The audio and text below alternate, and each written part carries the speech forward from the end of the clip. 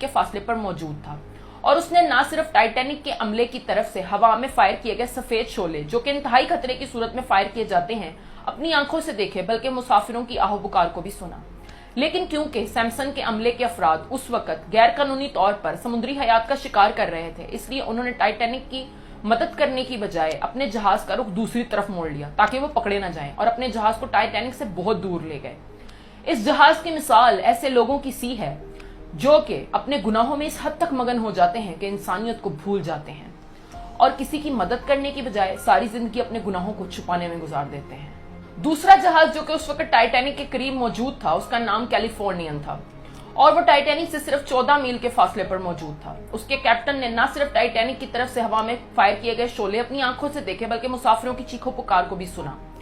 लेकिन उसका जहाज उस वक्त चट्टानों में घिरा हुआ था और उसको उन चट्टानों को पार करके दूसरी तरफ जाना मुश्किल लगा, इसलिए उसने बिस्तर में जाना और सुबह का इंतजार करना बेहतर समझा। लेकिन जब वो सुबह टाइटैनिक की लोकेशन पर पहुंचा तो उस वक्त टाइटैनिक को समुद्र बुर्द हुए 4 घंटे गुजर चुके थे और टाइटैनिक के कैप्टन एडवर्ड स्मिथ समेत 1569 लोग मौत के घाट उतर चुके थे।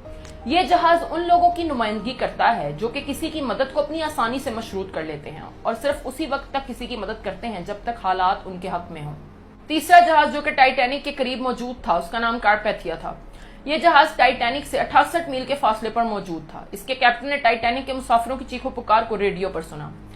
यह जहाज टाइटैनिक से मुखालिफ सिमत यानी जुनूब में सफर कर रहा था, लेकिन इसके बावजूद इसके कैप्टन ने जहाज का रुख मोड़ा और बर्फीली चट्टानों और खतरनाक मौसम की परवाह किए बगैर टाइटैनिक की मदद को रवाना हो गया। दूर होने की वजह से ये टाइटैनिक की लोकेशन पर उस वक्त पहुंचा जब टाइटैनिक को समुद्र बुर्द हुए 2 घंटे का वक्त गुजर चुका था। लेकिन इसके बावजूद इसने लाइफ बोट्स पर मौजूद टाइटैनिक के 710 मुसाफिरों की न सिर्फ जान बचाई बल्कि उन्हें बाहिफाजत न्यूयॉर्क पहुंचा दिया।